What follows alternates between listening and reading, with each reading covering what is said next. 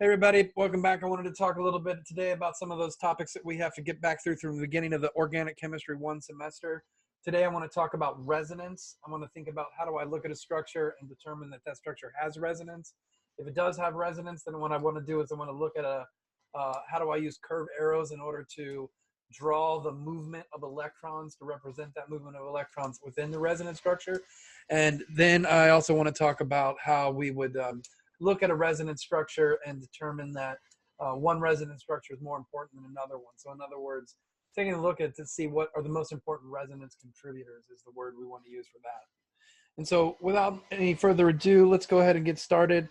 I'll pop up my screen and we'll go from there.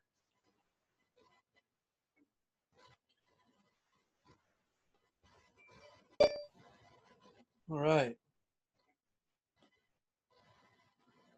Okay. All right. So when I start talking about resonance, what I usually do is I usually take a look at something like nitrate. And I'll go ahead and I'll draw a Lewis structure out this time because it's more helpful to talk about resonance and resonance hybrids and resonance structures if we take a look at this Lewis structure first. So I'm not going to go through the process of showing you how to draw the Lewis structure. This is something that you should know how to do from a previous part of the course. If you don't know how to do it, then make sure to check out the video. All of these atoms have octets, but there are some formal charges here. Let's just go over that real quick. All the oxygens have a -1 formal charge.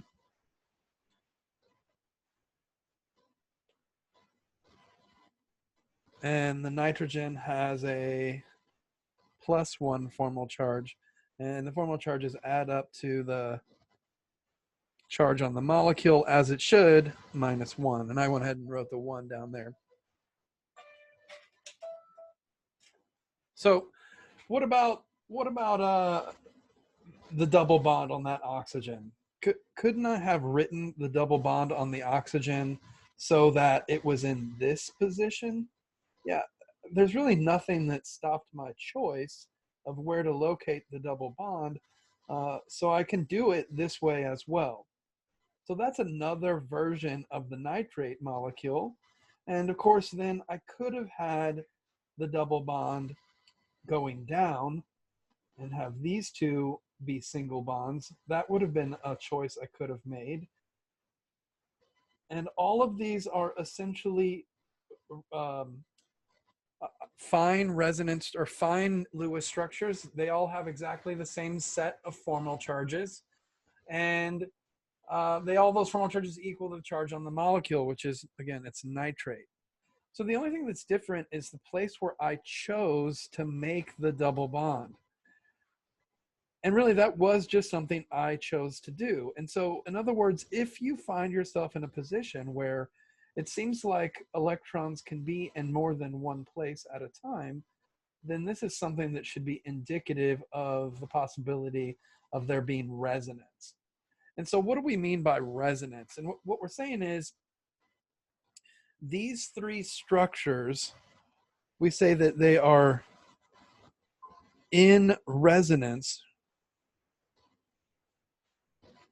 with each other.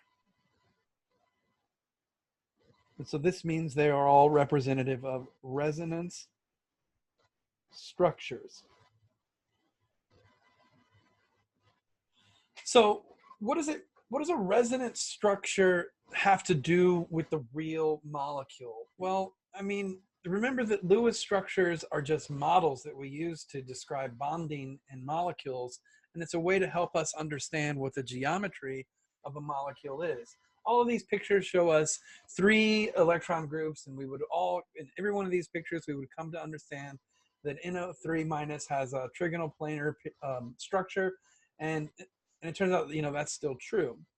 But is the nitrogen-oxygen bond angle in the leftmost picture, or excuse me, the nitrogen-oxygen bond length in that leftmost picture, is this top right NO bond, is it really a double bond? How does this all work out? Well, it turns out that if you think about looking at this from spectroscopic methods, we find out that the bond length on all of the oxygens is exactly the same. It's exactly the same bond length. And so what that leads us to believe is that the real molecule is something that is not representative of just one of these resonance structures.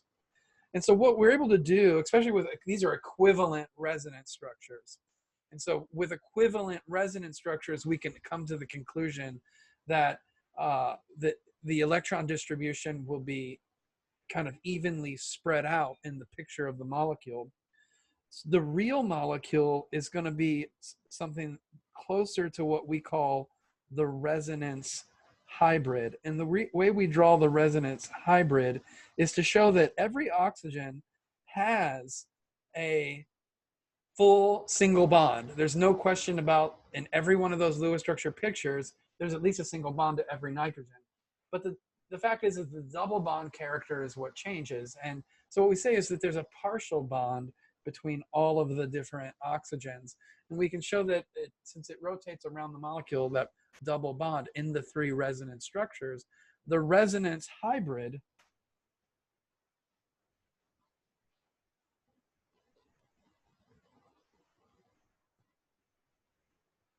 is a combination of all the three individual resonance structures.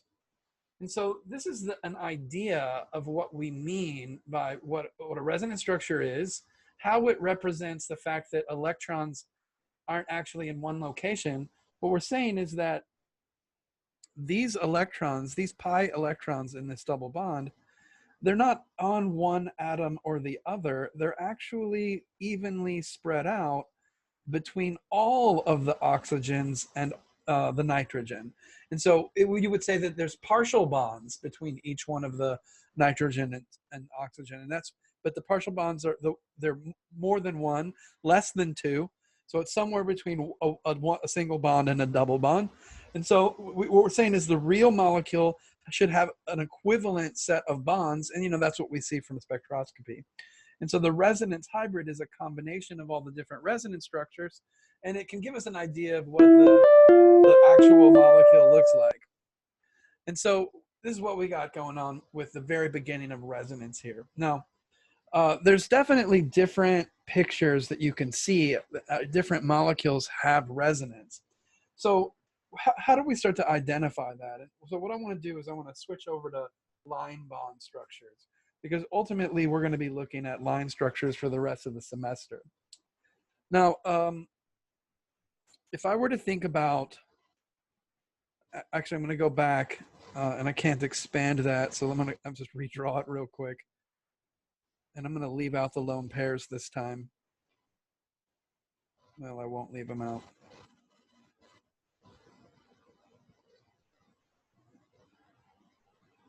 Here are the different resonance structures that we showed with the that were all equivalent to each other. What I want to show now is if we're really talking about electrons that can move around the molecule, or that are not localized into one particular spot, what we want to be able to do is use curved arrows to show how those electrons can move. And so what I'll do is I'll use a set of curved arrows to kind of start that off. And so one of the things that you have to do to figure out how to draw the right arrow is to think about how things changed and where did electrons go. Remember, you're not going to violate the octet rule anytime you draw a picture, and your arrows don't violate octet rules either. And so we cover arrows in the mechanisms chapter, but briefly, that's chapter 6 under the beginnings of reaction mechanisms. But remember, the main thing to think about is that arrows start at electrons, and that can be a lone pair or a double bond, or as a matter of fact, I'm going to say a pi bond, because it could be either a double bond or a triple bond. And we talked about where pi bonds are in multiple bonds. And so the other thing is that they point to bonds or atoms. And finally, they show where the electrons started, and they show where they end up. And this number 3 is the hardest part, right? We can remember that we start arrows at electrons. We can remember that they point to bonds or atoms, but figuring out where they started, where the electron started and where it goes, that's the hard part. And so let's do this with nitrate here. Okay, and so if I take a look at the first structure, the first thing I want to do is think about what are the differences. Well, the difference is between structure number 1 and structure number 2. The difference is in the oxygens at the top, not the bottom one. The bottom one is the same. It has a single bond with 3 lone pairs, and so nothing's going on there. So we got to think about what's happening with those first 2 oxygens at the top, so in order to draw the arrow correctly, because that's where the changes are occurring. So let's take a look. In the first picture, the oxygen at the top left has 3 lone pairs and a single bond. The oxygen at the top right has a double bond and 2 lone pairs. And then in the second picture, it's reversed. The top left has a double bond and 2 lone pairs. The top right has a single bond and 3 lone pairs. And so this is what we want to say to ourselves. We want to say, it looks like one oxygen has gotten electrons closer to the atom, and the other oxygen moves electrons closer to nitrogen. And so what I'm trying to illustrate, or what I'm trying to get you to say to get you to see without just drawing the arrow, is that the oxygen on the top right went from a double bond with 2 lone pairs to a single bond with 3 lone pairs. Well, where did the extra lone pair come from? Well, this is one thing it doesn't do, and you want to make sure you're not doing this. And I'm drawing a circle just to show you what I mean. Electron lone pairs don't hop over atoms. So this would be a lone pair of electrons sort of hopping over the nitrogen. And so this is actually a bad move, and so we won't use that one. When you think about where to draw electrons or arrows to show electron movement, if I'm adding a lone pair onto a particular atom, then that lone pair on that atom probably came right from a bond that was previously attached to that atom. And so what you see is this bond can move from a single bond to a double bond, or from a double bond to a single bond, and the 2 electrons that are in the double bond can move up and become a lone pair. The exact reverse process can happen with the other oxygen. The electrons on this oxygen can move down to form a double bond. And so what we're getting this general movement of electrons, but only from one atom to the next atom, or from one atom to a bond. And so everything's very adjacent. So if I were to take a green arrow, and I'm going to delete this arrow after I'm done drawing it, we're seeing that electrons move from here up through here and into that other atom. And we use the 2 red arrows to show that in what looks like a stepwise fashion, but really it's all happening at the same time. Okay, so now if we come back to this next structure, if we come back to this next structure number 2, we can sort out what happened with that one. Well, in this case, the double bond was formed from the lone pairs on the bottom atom, and this one we would show just sort of reversing from the previous example.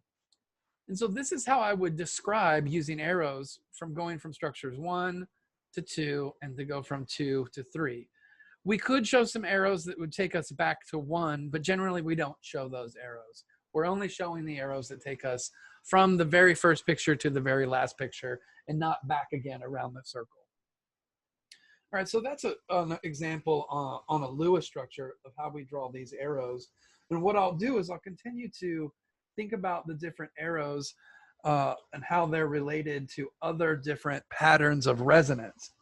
And so what we want to do is we want to start to become familiar with some of those things that happen, some of those different resonance patterns. In other words, where are we going to see resonance the most frequently?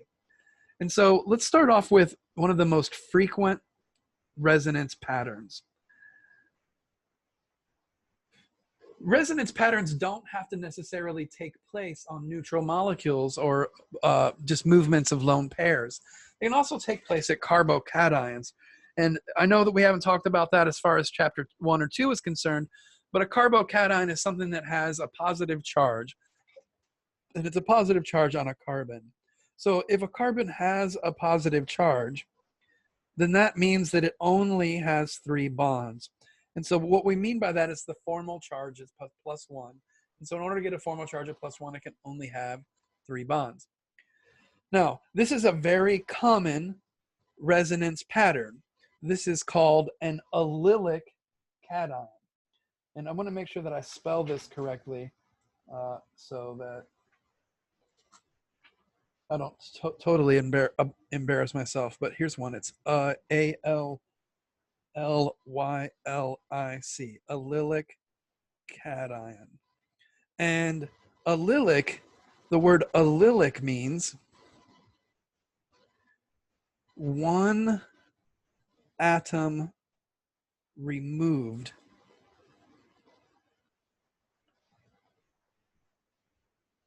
from a double bond. This is in contrast to the word vinylic,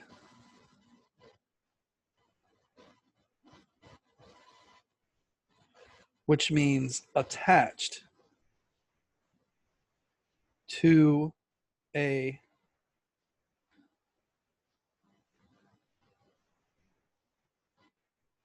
double bond. So being one removed, this spot here, this carbon is one spot away from the double bond.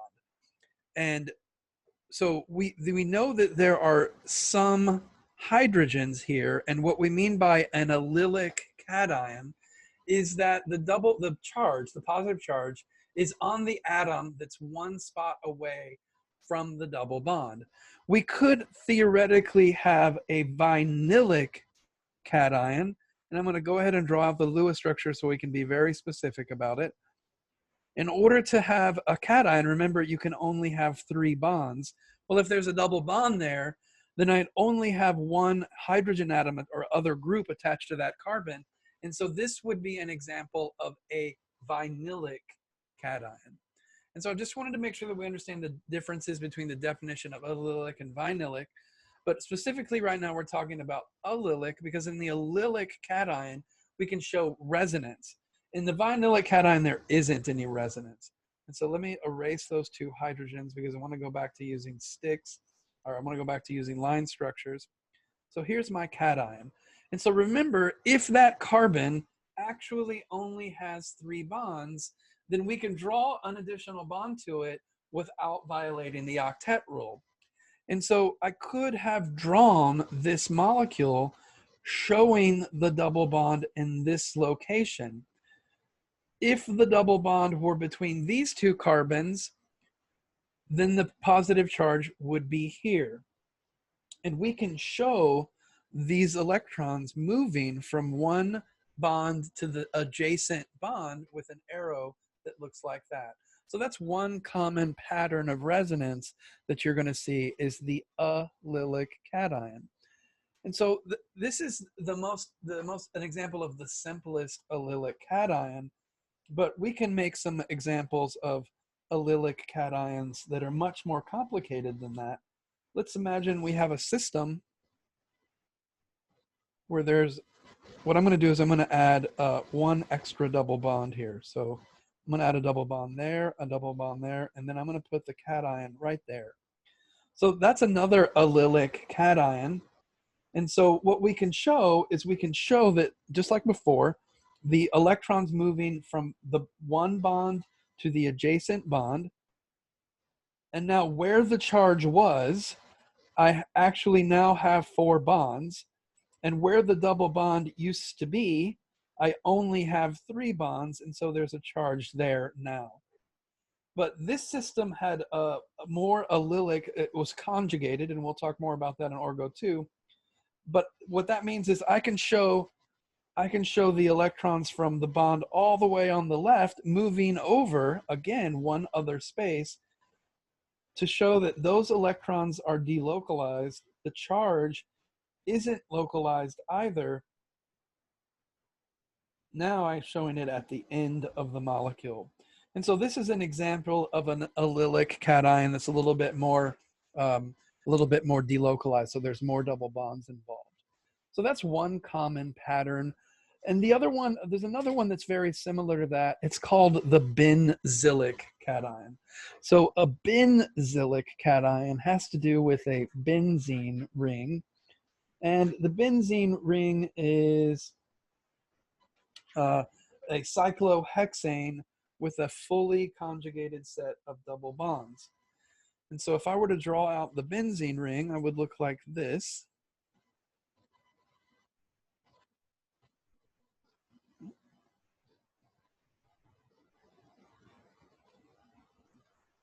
With a fully set, and conjugated just means every other bond. And so what I'm saying about is a benzylic cation. Benzylic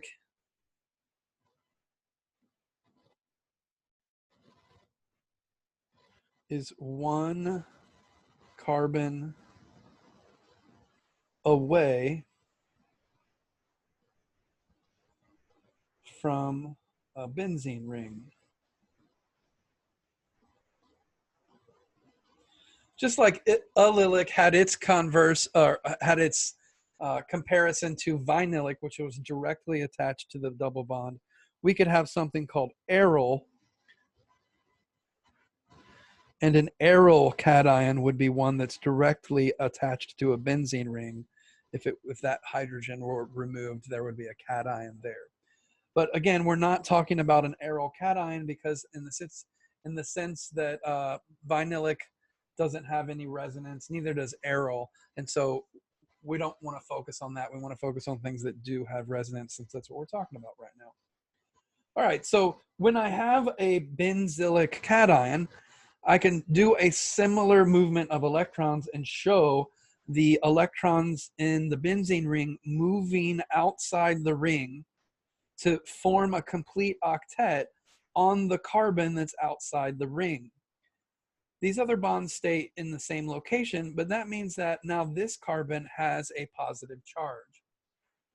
And so we can continue to do this, because if you're noticing now, there's a similar situation going on with benzylic as there was with allylic, and that's that the conjugation in the double bonds allows for this delocalization to occur. And so now the positive charge is there.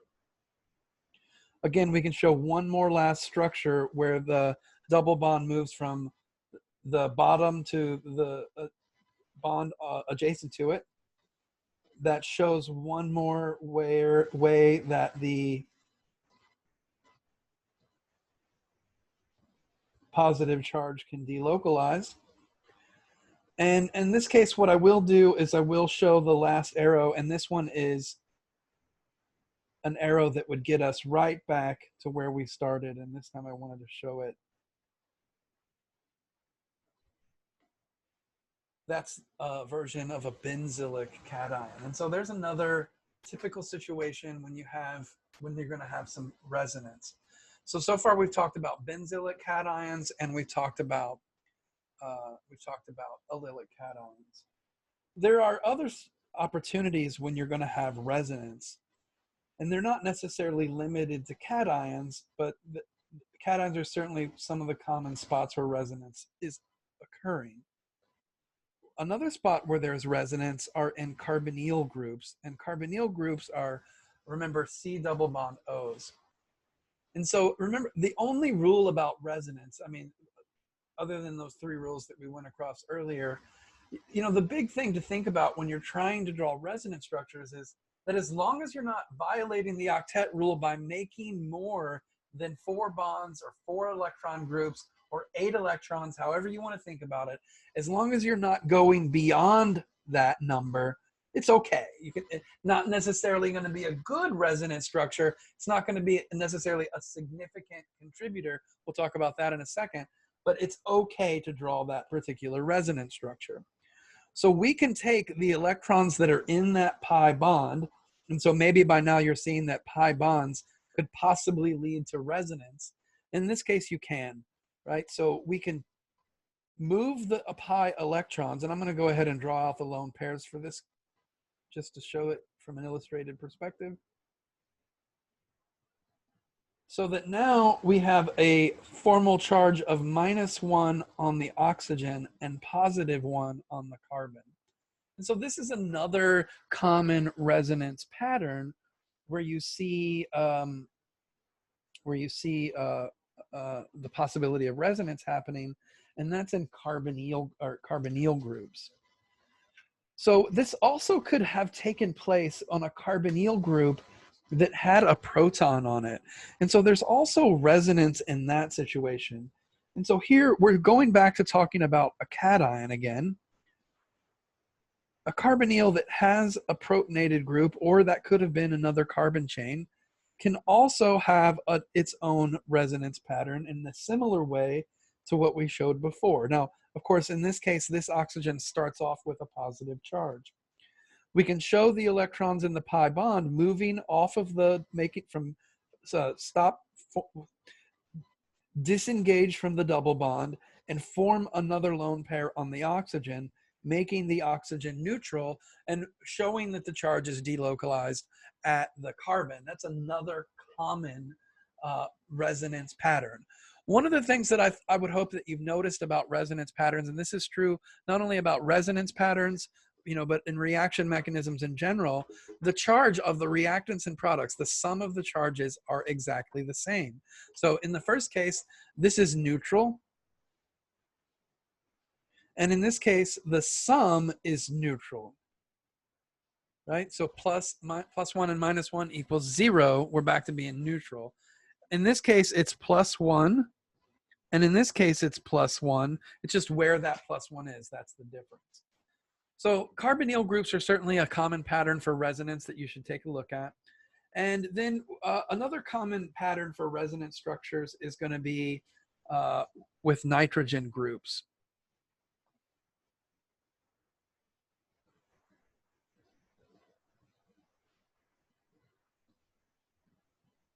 But often the nitrogen has to be adjacent to a carbonyl group. Or it doesn't necessarily have to be adjacent to a carbonyl group, but it does have to be adjacent to some pi electrons. And so let me show you 2 different possibilities. We can have the version that's adjacent to a carbonyl group, and we can have the version that is adjacent to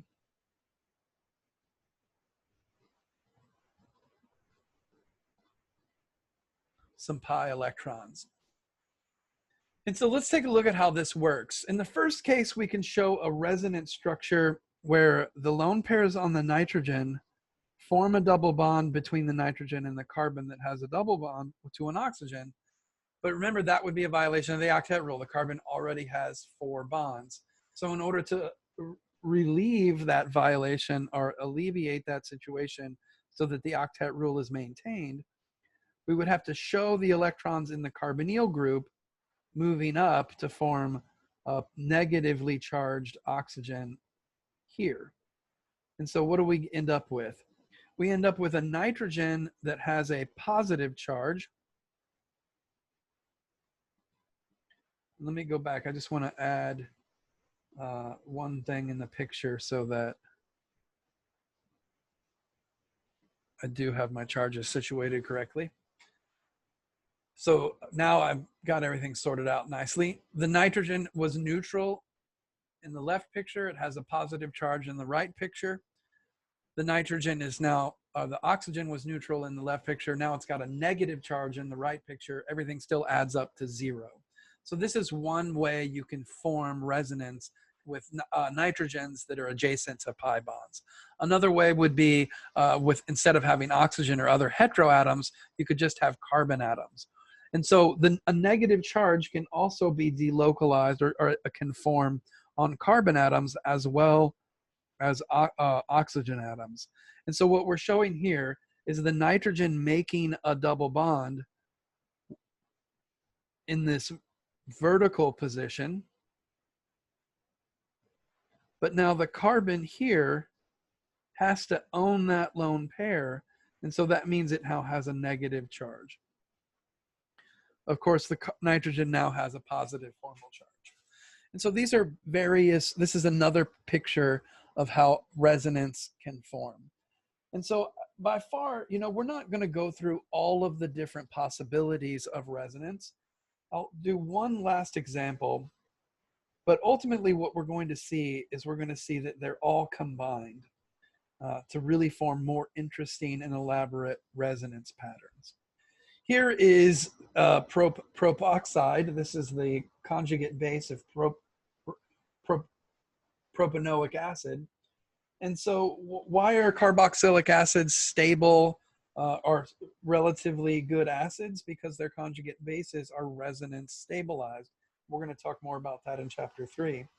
I can show the electrons forming a double bond here from the bottom, and the electrons in the double bond moving towards the oxygen pointing up, and essentially drawing the exact same picture, but with the double bonds in a different location.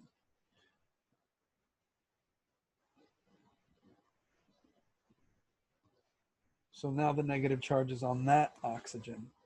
And so remember, though, that we can always say, well, what's the actual real molecule look like? And we would say, well, each one of them has a single bond to an oxygen, but there's a partial bond to each oxygen. And instead of being a full charge, we would say it's a partial negative charge in both locations.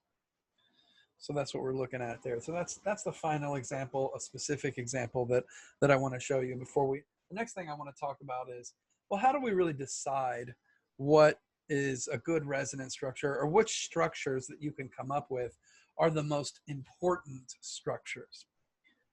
All right, so we'll come back to a lot of these examples and sort of deciding that. All right, so let's take a look at something like,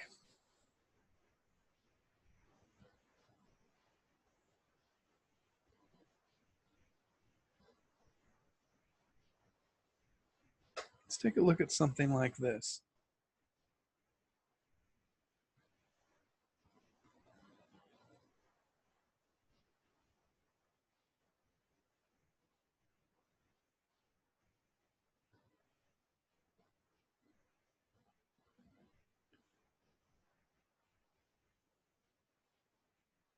Here's a situation where I can certainly show some resonance.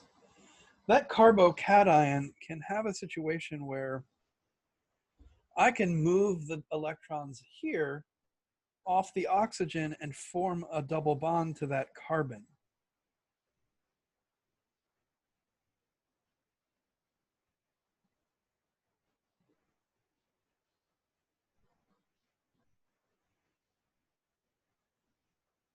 And so what I'm going to do is I'm going to talk about what's important as far as resonance contributors are concerned. So here, there is a resonance contributor on the left, number 1, and a resonance contributor on the right, number 2. So the question is, which one of these is more important? So the very first rule to think about is,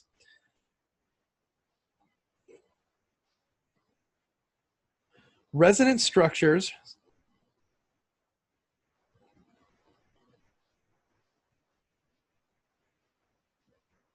with the most filled octets are the most important.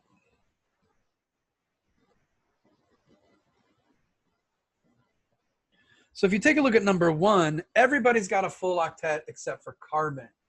But if you allow those electrons to delocalize from a lone pair and forming a double bond with the oxygen, then what we see is that the oxygen, even though it has a positive charge, still has a filled octet.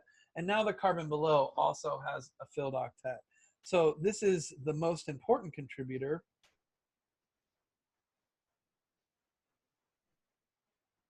And this one is less important. Well, what about the real molecule? Well, the real molecule looks more like the more important resonance hybrid. It is still a combination between the two, but the real molecule is going to be closer to the more important contributor in general. When we come, remember, these are just rules, and rules can be fallible sometimes. There's always going to be exceptions to the rules. And so if you were to look at this real molecule, they both have partial positive charges on the carbon atom and the oxygen atom, but there's probably a stronger, a more positive charge on the oxygen atom than it is on the carbon atom because it's more of an important contributor. All right, so if you can't get filled octets, all right, if you can't get filled octets, then it turns out that the best thing is the one that has the best resonance contributor is the one that has the least number of formal charges. And so my favorite example for that, it turns out to be SO2. So if you do SO2, there's one version that looks like this. There's one version that looks like that. And so that would be minus, and this one would be 1, 2, 3, 4, 5. This one would be plus. Of course, then there is a resonance structure where I could put the double bond on the other side. So it's still plus and minus over here. But remember, sulfur can do an expanded octet where it can have more than 4 bonds. And so this is just an exception for sulfur for illustrative purposes only. Well, I could show them both with double bonds.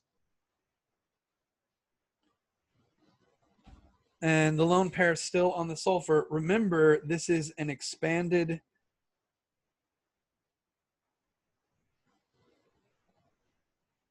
octet because of sulfur having access or having, or let's see, let me say, because of sulfur having, oh, what happened to my,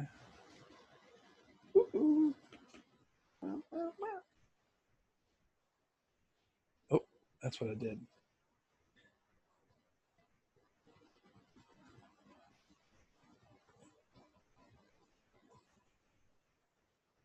All right, so sulfur has the ability to use d orbitals. Remember, the hybridization here would be sp3d.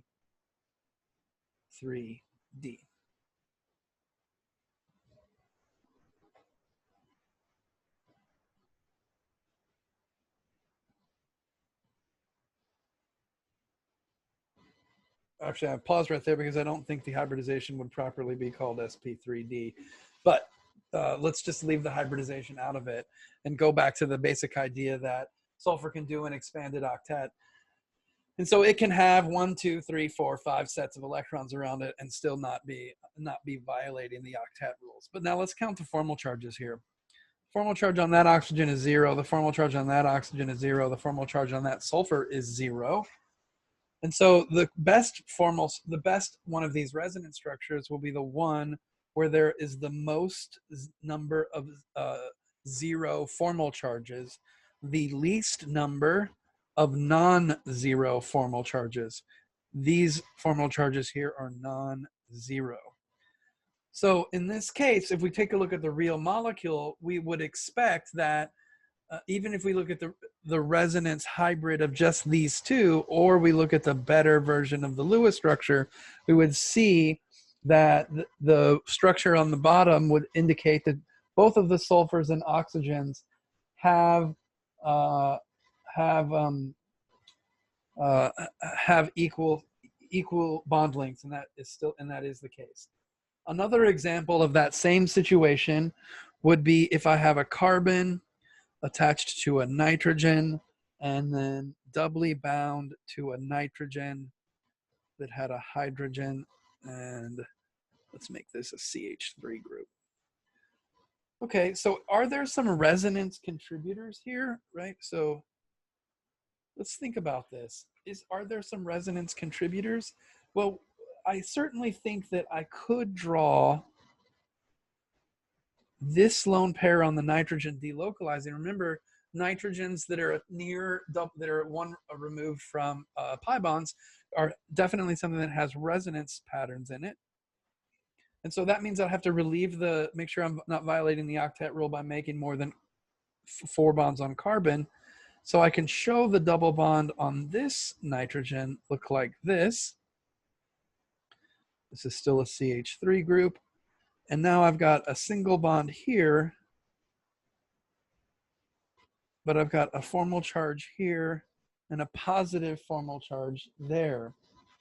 And so it definitely looks like the most important contributor would be this one.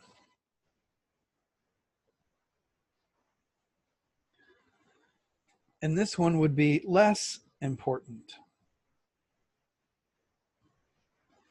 A lot of students ask me, could I show it stepwise? And what they mean by stepwise is, can they show one arrow movement at a time? So that in this case, we would have the CH3 back where it is. There'd still be a double bond here. There's still an NH2 here. The lone pair is still there. But now I'm showing a structure that looks like this, where the negative charge is still on the nitrogen, but now the positive charge is on the carbon. So I can certainly show that. And then I can show this final step that gets us back to that first resonance structure that we saw. And so, well, now we've got 3 different pictures. It's still the case that this one is the most important contributor because it has the most non-zero. Everybody has octets, and it has the most non-zero formal charges. The other 2 are resonance contributors that have charges that are positive and negative, and so they both have 2 non-zero formal charges. And so we need to figure out which one of those is the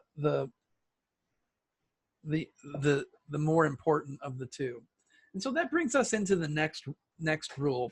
There's another rule that I want to go through that's kind of important here. So this is the idea that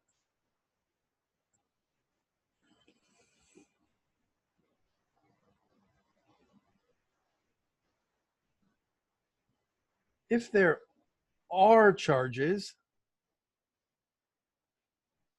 and that means formal or whatever, if there are charges, then the most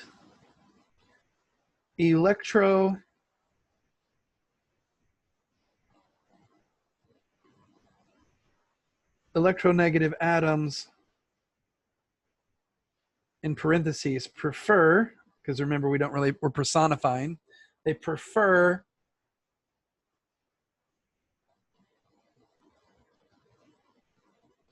negative formal charges. So now we can look at, we have 1. We've already said that 1 is the most important contributor because it has no formal charges. And now we want to decide between 2 and 3 to see which one of those are more important. Well, take a look. We've got the nitrogen in one case. They both have a negative charge. But in one case, the nitrogen has a positive charge. So this rule that the more electronegative prefers to have the negative formal charge, or at least it prefers to not be positive. Another way of saying the same thing. So in this case, we've got, in number 3, we've got nitrogen with a positive charge versus carbon with a positive charge. Well, which one of those is more electronegative? Nitrogen is more electronegative than carbon. So nitrogen would prefer to have the negative charge, or at least it would prefer to not be positive. So in order of importance, it really is 1, 2, 3. And so that's really it today. I think that's the last thing we've already talked about resonance hybrids and how I might try to draw a picture to kind of represent the real molecule. So you could take any one of these examples and sort of work out on your own what the picture of the resonance hybrid would look like. So the last thing then what I want to do is let's just take a couple examples and let's see if we can show some resonance structures of these molecules.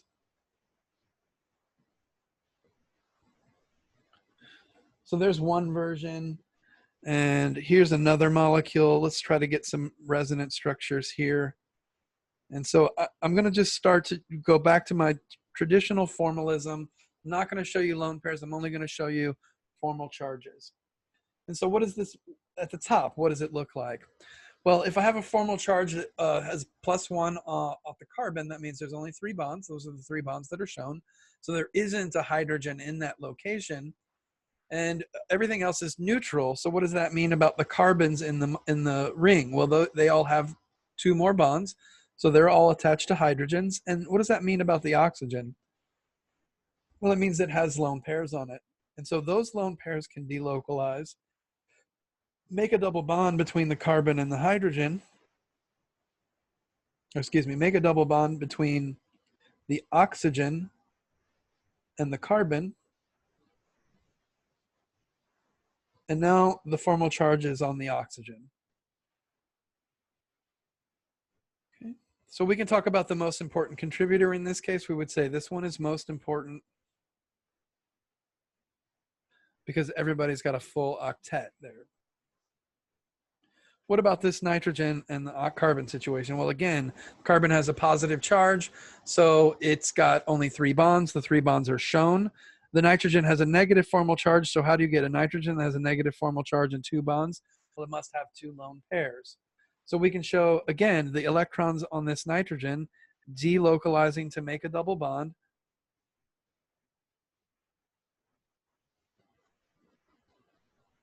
With that carbon. And I end up in this situation. The formal charge on the nitrogen would be 0. The formal charge on the carbon is 0. So which one of these is most important? Well, again, the carbon in the left did not have a full octet. It now has a full octet on the right.